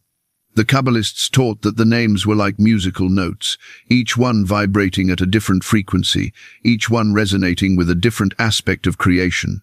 They taught that the universe itself was created by the voice of God, by the words He spoke at the beginning of time. And the 72 names were echoes of those original words, fragments of the divine language that still held the power to shape reality. They taught that every soul has a connection to one of the 72 names, a particular aspect of God's nature that resonates most deeply with who they are. And they taught that by discovering and meditating upon that name, a person could come into deeper alignment with their true purpose, their divine calling, the reason they were placed upon the earth. But the Kabbalists also warned, as Rabbi Akiva had warned, that the names were not to be used lightly. They instituted strict requirements for anyone who sought to learn them. A student had to be at least 40 years old, married, well-versed in the Torah, and known for his righteousness and humility. Even then, the names were taught only orally, never written down in their complete form, never spoken aloud in public. For the Kabbalists understood something that the world often forgets. that sacred knowledge is not meant to be flaunted or displayed, but cherished and protected like a treasure hidden in a field. Today, in the modern world, the 72 names of God have become more widely known. They have been published in books, printed on cards, shared on the internet. Some people use them as meditations, focusing on one name each day, allowing its meaning to sink into their consciousness. Others use them as prayers, speaking them quietly in times of need, trusting that God will hear and respond. But whether one believes in the power of the names or not, one thing is certain: they are a reminder that God is not distant, not silent, not indifferent to the struggles of his children. A reminder that he has many faces, many aspects, many ways of revealing himself to those who seek him. A reminder that the universe is not random, not chaotic, but ordered, intentional, infused with the presence and power of the Creator. And most importantly, a reminder that the knowledge of God is not meant to make us powerful, but to make us humble. For the more we understand about the infinite nature of God, the more we realize how small we are, how fragile, how dependent upon his grace. And in that realization, we find not despair, but peace. For we are small, yes, but we are loved. And that love, expressed through the 72 names, through the book of Raziel, through all the mysteries of heaven, is more than enough to carry us through this life and into the next. Chapter 9. The Structure of Heaven. One of the most astonishing revelations contained in the book of Raziel is its description of the structure of heaven itself. While the Bible speaks of heaven in poetic and symbolic terms, the book of Raziel provides a detailed map, a guide to the celestial realms that exist beyond the reach of mortal eyes. It teaches that heaven is not a single place, but a series of ascending levels, each one more glorious, more radiant, more filled with the presence of God than the one before. There are 7 heavens, one stacked upon the other like layers of a great cosmic tower, each one governed by angels, each one serving a different purpose in the divine order of creation. To understand the 7 heavens is to understand the very architecture of existence, the framework upon which all reality is built. And so, as we continue our journey through the book of Raziel, let us ascend, step by step, through each of the 7 heavens, just as the ancient prophets once did. The first heaven is called Shamayim, which means simply the heavens or the skies. This is the lowest of the celestial realms, the one closest to the earth. It is the realm of the clouds, the winds, and the stars that we see when we look up at night. In this heaven dwell the angels who govern the weather. They are the ones who open the storehouses of rain, who release the snow and hail, who command the thunder and lightning. The book of Raziel describes them as beings of mist and vapor, constantly shifting, constantly moving, their forms never quite solid, never quite still. They are not as radiant as the angels of the higher heavens, but they are no less important. For without them, the earth would be barren, lifeless, unable to sustain the creatures that dwell upon it. It is said that when we see a storm brewing on the horizon, we are witnessing the angels of Shamayim at work, carrying out the commands of the Most High. The second heaven is called Rakia, which means the firmament or the expanse. This is the realm where the stars are fixed, where the constellations move in their appointed paths, and where the angels keep the records of mankind. In this heaven, there are vast halls filled with scrolls and books, each one containing the deeds of a human life. Every word spoken, every action taken, every thought held in secret, all are recorded by the angels of Rakia. These angels are called the Watchers, but they are not the fallen watchers who sinned in the days of Enoch. These are the righteous watchers, the faithful ones who have never turned away from God. They observe the earth with great care, noting the acts of kindness and cruelty, the moments of faith and doubt, the prayers lifted up and the curses hurled down. And when a soul departs from the earth, it is brought before the angels of Rakia, and the books are opened, and the life is weighed. The third heaven is called Shehakim, which means the heights or the clouds of glory. This is a place of abundance, a realm where the manna of heaven is stored. It was from this heaven that the manna fell to feed the Israelites during their 40 years in the wilderness. But the manna of Shehakim is not merely food for the body. It is food for the soul, a substance that nourishes the spirit, that fills the heart with joy and the mind with peace. The angels of this heaven are gardeners, tending the trees of life that grow in endless rows, their branches heavy with fruit that never rots, their leaves shimmering with dew that never dries. It is said that the righteous, after death, are brought to Shehakim to rest and to feast, to be strengthened and restored before they continue their journey to the higher heavens. The fourth heaven is called Zebul, which means the dwelling or the habitation. This is the realm where the heavenly Jerusalem stands, the city of God that exists beyond time and space, the eternal counterpart to the earthly city that has been destroyed and rebuilt so many times. In Zebul there is a temple, but it is not made of stone or wood. It is made of light, pure and unbroken, its walls resonating with the songs of angels who never cease their worship. At the altar of this temple stands the archangel Michael, the great prince, the defender of Israel, offering sacrifices of prayer and praise on behalf of all who call upon the name of the Lord. It is here that the prayers of mankind are gathered, purified, and presented before the throne of God. Every sincere prayer, no matter how small or simple, reaches this place and is received with joy. The fifth heaven is called Ma'on, which means the dwelling place or the residence of God. This is the realm of unceasing worship, where the angels sing day and night without rest, without fatigue, without ever growing weary. Their voices are like the sound of many waters, like the roar of a great waterfall, yet also like the whisper of wind through the trees. The music they make is not merely sound, but light, color, fragrance, all woven together into a single, endless hymn of praise. In Ma'on, sorrow does not exist. There is no pain, no fear, no doubt. There is only joy, the pure, unfiltered joy of being in the presence of the Creator. The angels of this heaven do not look down upon the earth with sadness or pity. They look upon it with hope, knowing that one day all who belong to the Lord will join them in this place, adding their voices to the eternal song.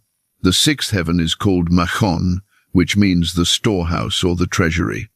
This is where the blessings of God are kept, waiting to be poured out upon the earth at the appointed time. In Machon, there are vast chambers filled with light, with mercy, with grace. There are storehouses of healing, of wisdom, of strength. There are vaults containing the answers to prayers not yet spoken, the solutions to problems not yet encountered, the provisions for needs not yet known.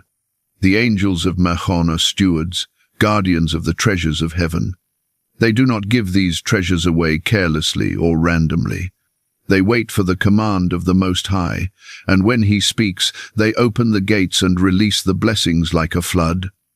It is said that every act of kindness we perform on earth opens a door in Machon, allowing some small portion of heaven's abundance to flow into the world. And finally, the seventh heaven is called Araboth, which means the highest plains or the place of the throne. This is the pinnacle of creation, the center of all existence, the place where God Himself dwells. In Araboth there is a throne, but it is not a throne like those of earthly kings.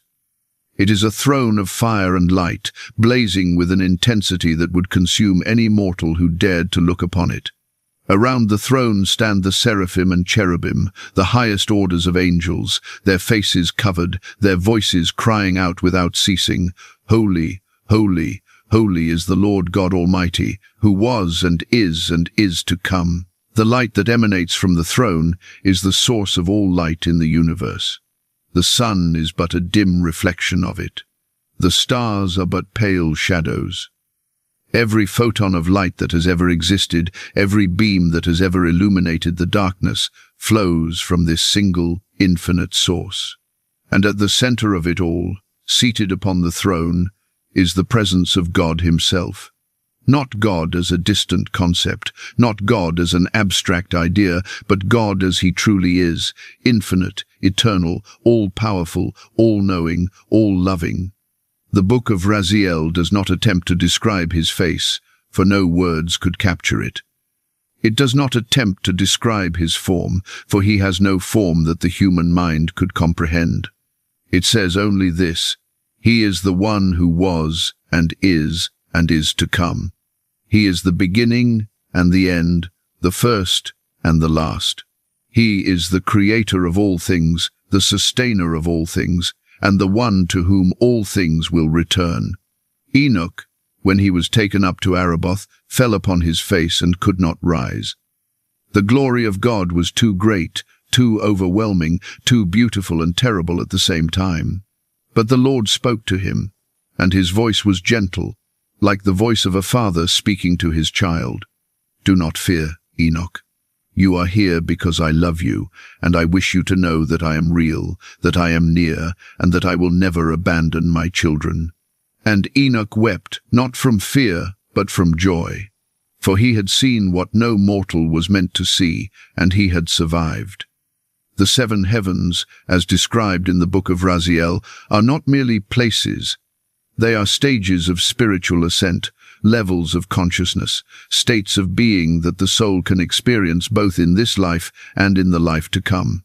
Every act of faith, every moment of sincere prayer, every choice to love rather than hate, to forgive rather than hold a grudge, to serve rather than be served, these are steps on the ladder that reaches from earth to heaven.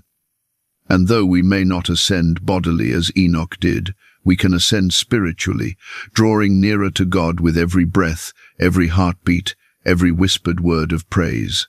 For the ultimate message of the seven heavens is this: heaven is not a distant place we go to after we die. It is a reality we can touch, taste, and experience here and now, if only we have eyes to see and ears to hear. The book of Raziel is a guide to that reality, a map to the invisible realms, a key to unlock the doors between earth and heaven. And as we close this chapter and prepare to move forward, let us remember the words of the ancient mystics. The ladder reaches from earth to heaven, and the angels ascend and descend upon it. But the ladder is not made of wood or stone. It is made of faith, of love, of humility.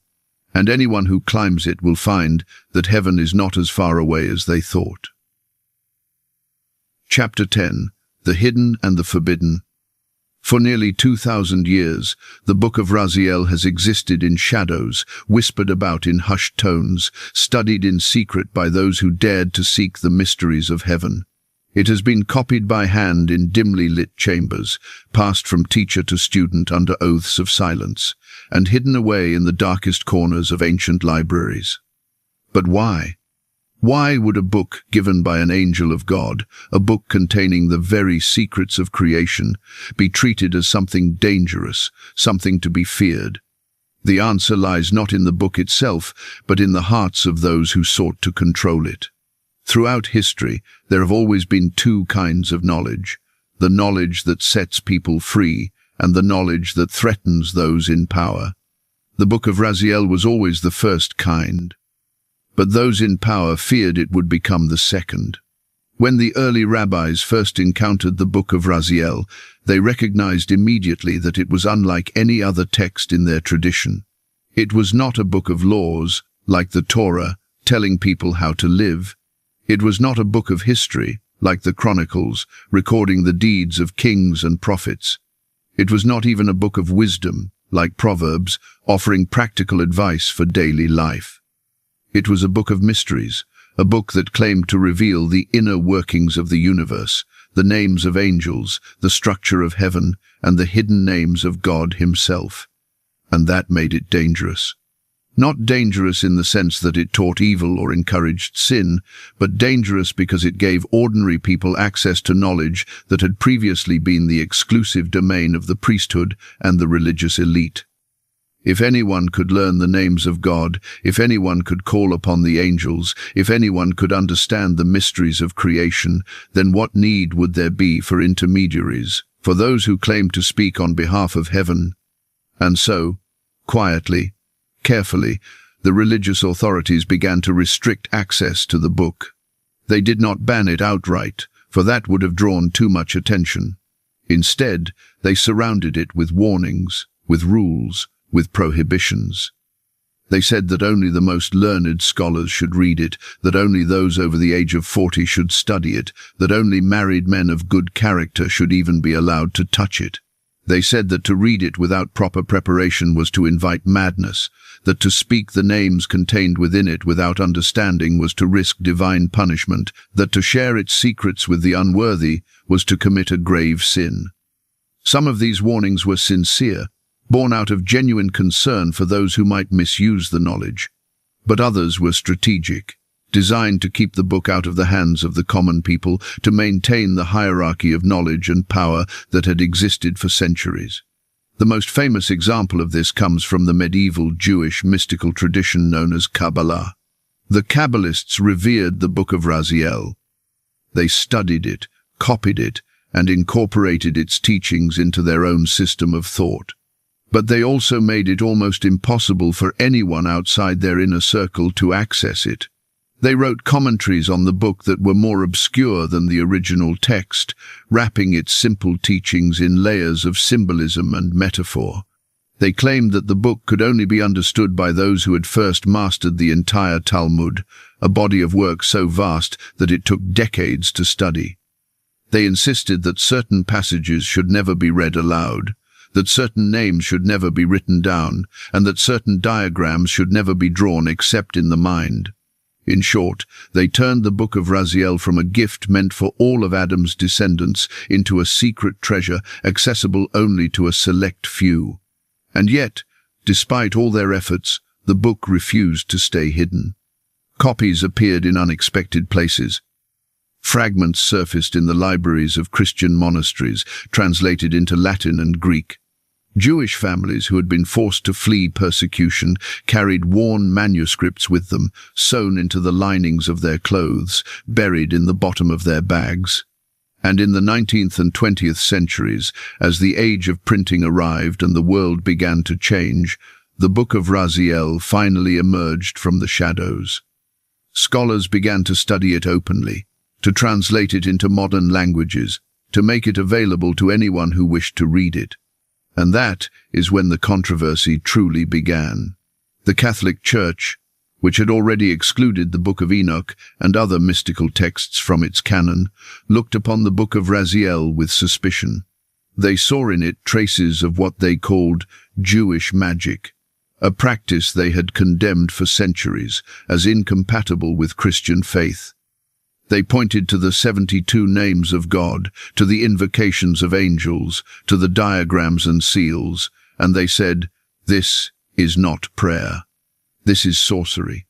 And so, the book was placed on the Index Librorum Prohibitorum, the list of forbidden books that Catholics were not permitted to read. Protestant reformers were equally wary.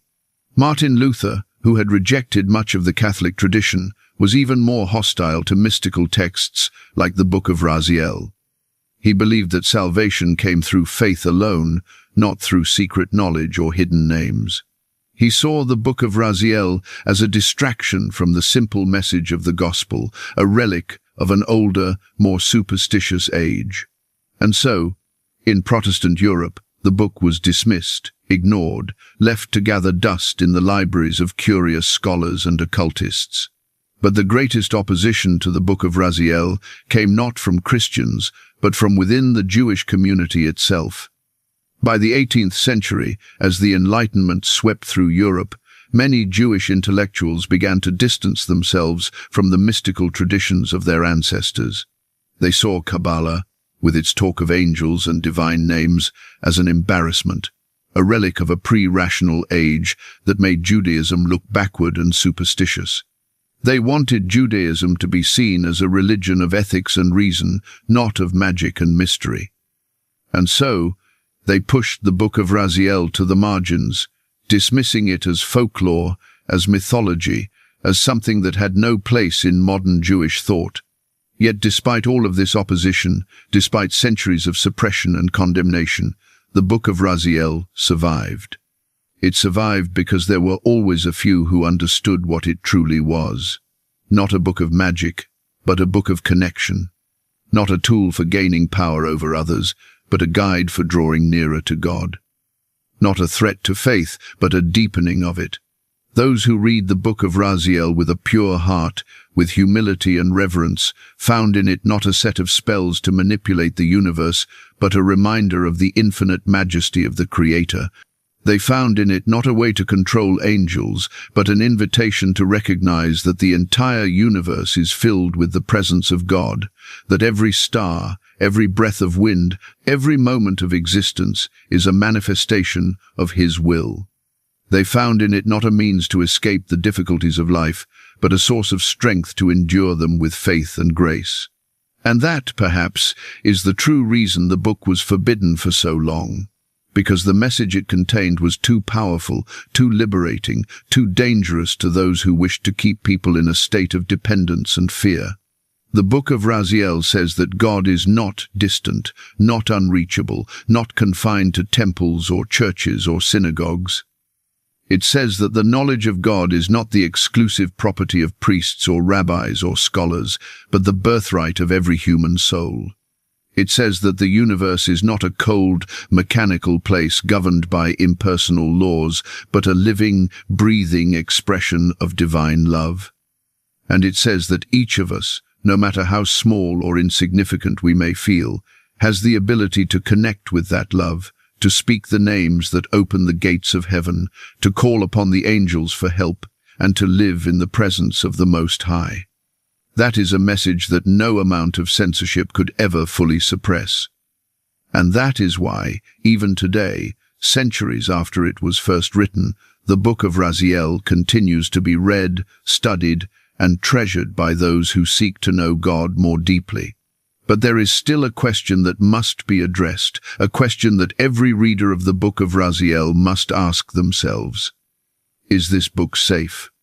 Is it wise to read it, to study it, to speak the names it contains? Or is there truth to the warnings that have been passed down through the generations? The answer, as with so many things, depends on the heart of the reader. The Book of Raziel is not inherently dangerous. The knowledge it contains is not evil. The names of God, the descriptions of angels, the secrets of creation, all of these are gifts, meant to draw us closer to the source of all life. But like any gift, they can be misused. A person who reads the Book of Raziel with pride, seeking to exalt themselves, to gain power over others, to impress the world with their knowledge, will find only emptiness. The names will not work for them. The angels will not respond. The gates of heaven will remain closed. But a person who reads the Book of Raziel with humility, seeking to know God more deeply, to serve others more faithfully, to live more righteously, will find that the book becomes a companion, a guide, a source of endless wonder and comfort. The Kabbalists had a saying, "The Torah has 70 faces." By this, they meant that the sacred texts could be understood on many different levels, depending on the maturity and purity of the reader. The same is true of the Book of Raziel. To the proud, it is a puzzle, a riddle, a source of frustration. To the humble, it is a revelation, a window into the mind of God. And so, as we prepare to move forward, as we continue to explore the legacy of this ancient and mysterious book, let us remember the words of the angel Raziel himself, spoken to Adam on that first morning outside the gates of Eden. Guard this book well. Use it wisely. And never forget that the knowledge it contains is not meant to make you powerful, but to remind you that you are loved. Chapter 11. How to read Raziel today. In our modern world, where information flows freely and ancient texts can be accessed with the click of a button, the Book of Raziel is no longer hidden in locked vaults or secret libraries. It has been translated into English, published in paperback editions, and made available to anyone who wishes to read it. But the question remains, should we read it? And if so, how? For those who approach the Book of Raziel today, there are several things that must be understood before the first page is turned. First, and most importantly, the Book of Raziel is not a magical grimoire in the sense that popular culture might suggest.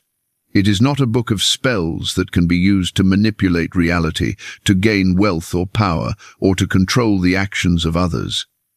Yes, it contains names, formulas, and instructions. Yes, it speaks of angels and divine forces. Yes, it describes practices that might seem, to the modern reader, like magic. But the heart of the book is not about control. It is about connection. The names of God, the invocations of angels, the prayers and meditations, all of these are meant to serve a single purpose, to help the soul draw nearer to the presence of the Creator. They are not tools to bend the universe to our will, but keys to unlock the doors of our own hearts, to sweep away the debris of pride and fear and doubt, and to allow the light of God to shine through. This is the first lesson for anyone who wishes to read the Book of Raziel today. Approach it with humility, not ambition. The second thing to understand is that the Book of Raziel is a profoundly Jewish text, rooted in the traditions and theology of ancient Israel. It was written by Jewish mystics, for a Jewish audience, within a Jewish framework of understanding. This does not mean that non-Jews cannot read it or benefit from it. Many Christians, Muslims, and people of other faiths have found wisdom and inspiration in its pages. But it does mean that to understand the book fully, one must be willing to engage with the Jewish tradition, to learn about the Hebrew language, to study the Torah and the Talmud, and to approach the text with respect for the culture and faith that produced it. To read the Book of Raziel while ignoring or dismissing its Jewish roots is to miss much of its depth and meaning. The third thing to understand is that the Book of Raziel is not meant to be read alone. Throughout history, it has always been studied in community, under the guidance of a teacher, within a tradition of interpretation and commentary. This is not because the book is too difficult for ordinary people to understand, but because the spiritual journey it describes is too important to undertake in isolation. A good teacher can help the student avoid pitfalls, can correct misunderstandings, and can provide encouragement when the path becomes difficult. A good community can offer support, accountability, and shared wisdom, creating a space where the knowledge of the book can be explored safely and fruitfully. For those who do not have access to a Jewish or mystical community, there are still resources available. Books, online courses, and recorded lectures by knowledgeable scholars can provide much of the same guidance. But the principle remains. The Book of Raziel is best read in conversation, not in solitude. The fourth thing to understand is that reading the Book of Raziel is not a one-time event, but a lifelong practice. The mystics who treasured this book did not read it once and set it aside. They read it again and again, each time discovering new layers of meaning, new insights, new connections. They approached it the way a musician approaches a piece of music, practicing it, refining their understanding, allowing it to become a part of themselves. This is how the Book of Raziel is meant to be read, slowly, carefully, prayerfully, with time allowed for reflection and meditation. It is not a book to be rushed through, not a text to be conquered or mastered, but a companion to be lived with, a guide to be followed, step by step. And finally, the fifth thing to understand is this. The Book of Raziel is not an end in itself, but a means to an end. The goal of reading the book is not to accumulate knowledge, not to impress others with one's learning, not even to have mystical experiences or visions. The goal is to grow closer to God. Every name learned, every prayer spoken, every meditation practiced should have one purpose: to deepen the relationship between the soul and the Creator. If the book leads to pride, it has been misread. If it leads to division, it has been misunderstood. If it leads to anything other than love, humility, service, and compassion, it has been misused. But if it leads to a deeper sense of awe at the beauty of creation, if it leads to a more profound gratitude for the gift of life, if it leads to a greater willingness to forgive, to serve, to sacrifice for the good of others, then it has fulfilled its purpose. So how, practically speaking, should one approach the Book of Raziel today? Here are a few simple suggestions, drawn from the wisdom of those who have walked this path before. First, begin with prayer. Before opening the book, take a moment to quiet your mind, to center your heart, and to ask God for guidance. A simple prayer might be, Lord, open my eyes to see what you would have me see, and close my eyes to anything that would lead me astray. Let this book be a blessing, not a burden, and let me grow closer to you through it. Second, read slowly. Do not try to read the entire book in one sitting. Choose a single page, a single name, a single teaching, and sit with it for a day, a week, or even longer. Let the words sink in. Let them become a part of you. Third, keep a journal. Write down your thoughts, your questions, your insights. Write about how the teachings of the book connect to your own life, your own struggles, your own journey of faith. This practice of journaling will help you to process what you are learning and to track your spiritual growth over time. Fourth, practice what you learn. If the book teaches a prayer, pray it. If it teaches a meditation, meditate. If it teaches an act of kindness, perform it. The Book of Raziel is not meant to be a theoretical exercise. It is meant to be lived. Fifth, share what you learn with others, but do so humbly. If you discover something beautiful in the pages of the book, tell a friend. But do not preach, do not boast, do not claim to have all the answers. Offer what you have found as a gift, not as a weapon or a badge of superiority. And finally, remember that the Book of Raziel is only one path among many. It is not the only way to know God, not the only source of spiritual wisdom. The Torah, the prophets, the Psalms, the Gospels, the Quran, the writings of the saints and sages of every tradition, all of these are also paths, all of these are also lights pointing toward the same source. The Book of Raziel is a beautiful and powerful text, but it is not a substitute for a living relationship with God, not a replacement for prayer, worship, and service. It is a tool, a guide, a companion. Use it well, and it will serve you faithfully. But never forget that the ultimate goal is not the book, but the one who inspired it. In the end, the question is not whether we should read the Book of Raziel, but how we should read it. With reverence, not curiosity.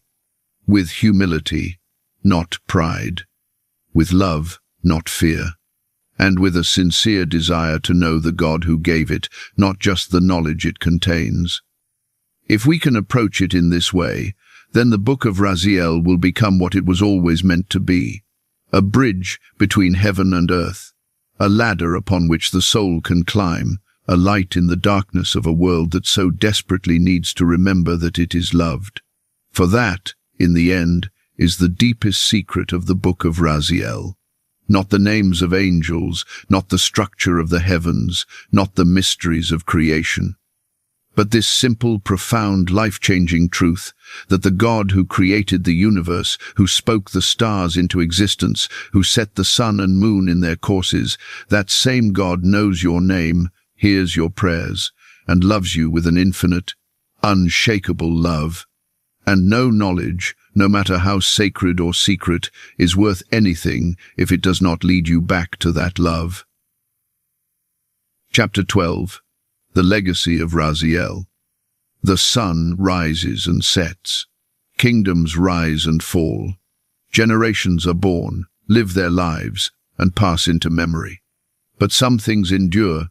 The Book of Raziel, given to Adam on the first morning of his exile, has survived empires, wars, fires, and floods. It has been hidden, banned, burned, and buried. Yet it remains. And in its survival, there is a message more powerful than any secret contained within its pages.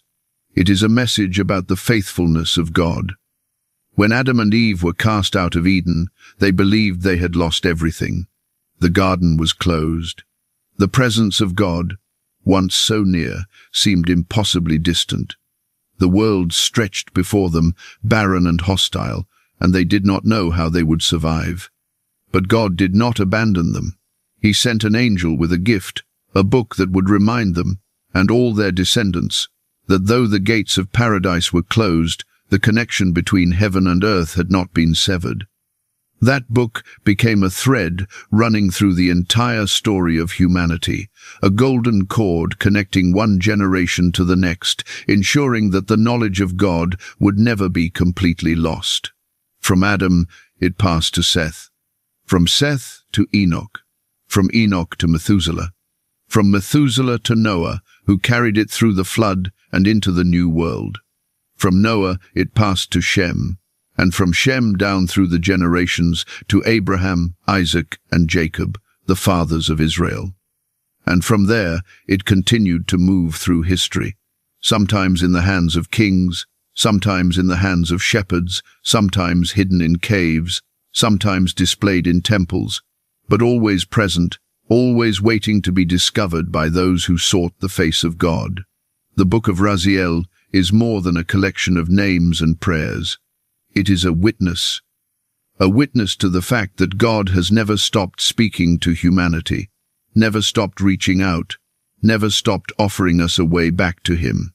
In every generation, there have been those who heard His voice through the pages of this book. They may have called Him by different names, they may have understood Him in different ways, but they all encountered the same truth, that the Creator of the universe loves His creation and desires to be known. The mystics of medieval Spain read the book of Raziel by candlelight, their hearts burning with devotion, their minds reaching toward the infinite. The Kabbalists of 16th century Safed studied it in small groups, whispering the names of God, meditating on the mysteries of creation, seeking to repair the broken world through prayer and righteousness.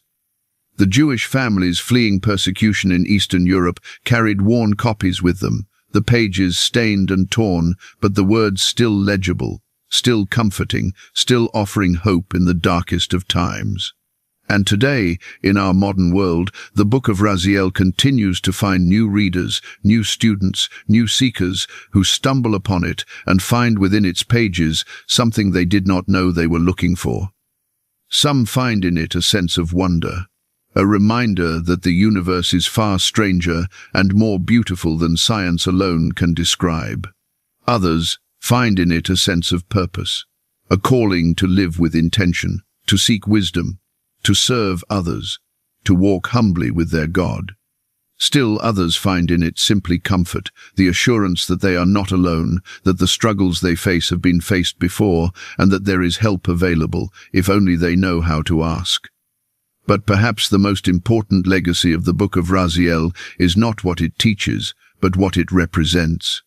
It represents the possibility of connection in a world that often feels disconnected. It represents the possibility of meaning in a world that often feels meaningless. It represents the possibility of hope in a world that often feels hopeless. For if God cared enough to send an angel to Adam to give him a book filled with the secrets of heaven, then surely He cares enough to reach out to each of us as well. We may not receive a visit from an angel.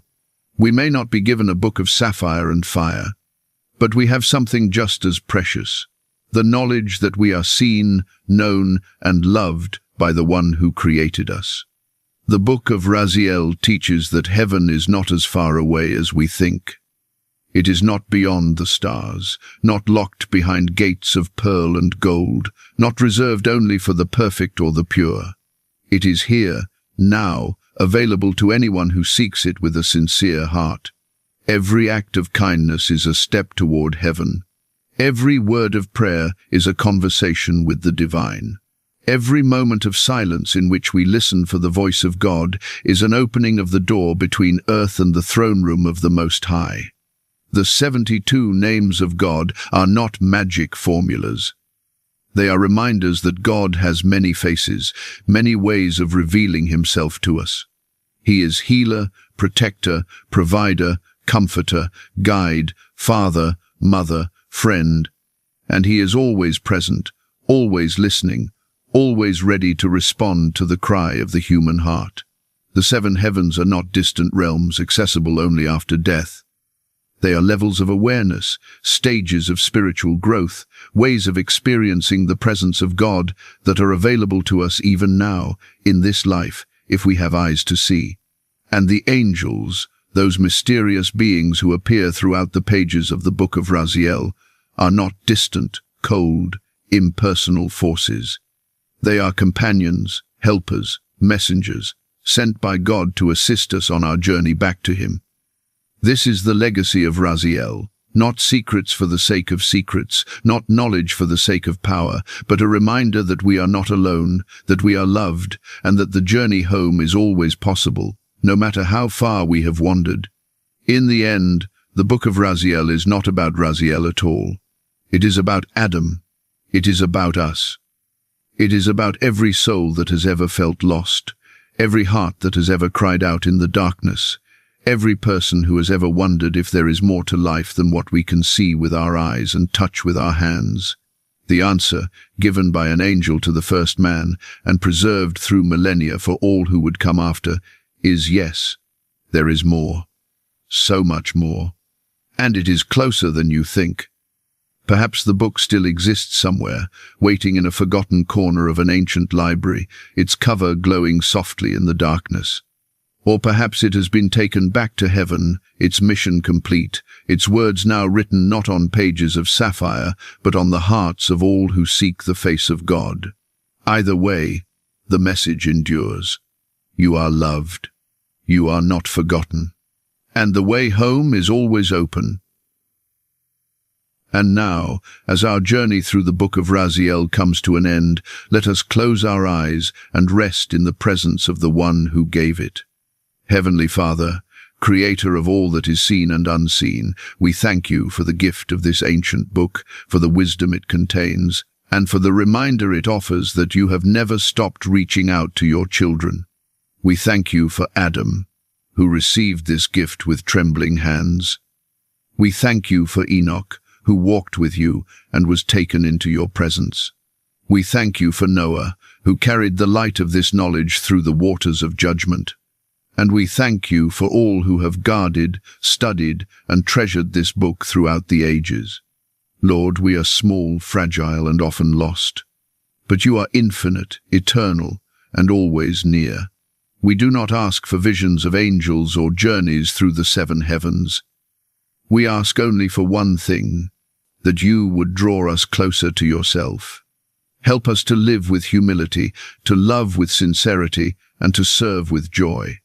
Help us to remember that every moment is a gift, every breath a prayer, and every act of kindness a reflection of your grace. As we lie down to sleep tonight, we ask that you would send your angels to watch over us, just as you watched over Adam on that first night outside the garden. Guard our hearts from fear, our minds from worry, and our souls from despair. And when we wake, let us rise with gratitude, ready to walk another day in your light. May the wisdom of Raziel guide us. May the mercy of the Most High sustain us.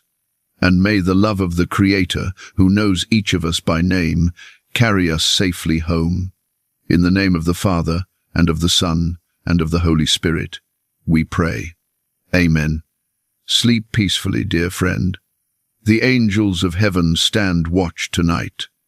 The book of your life is being written with care, and the God who sent Raziel to Adam is the same God who walks beside you now. Close your eyes. Rest your heart. You are loved beyond measure. Good night, and may God's peace be upon you, now and forever.